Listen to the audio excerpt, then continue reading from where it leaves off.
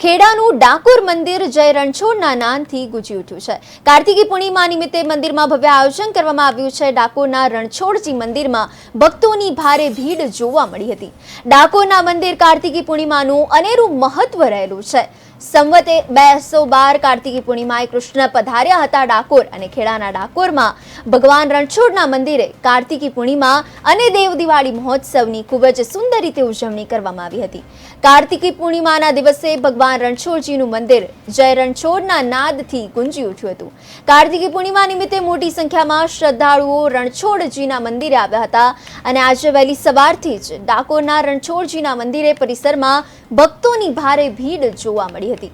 શ્રદ્ધાળુઓએ મંદિરમાં રણછોડરાયના દર્શન કરીને ધન્યતા અનુભવી હતી।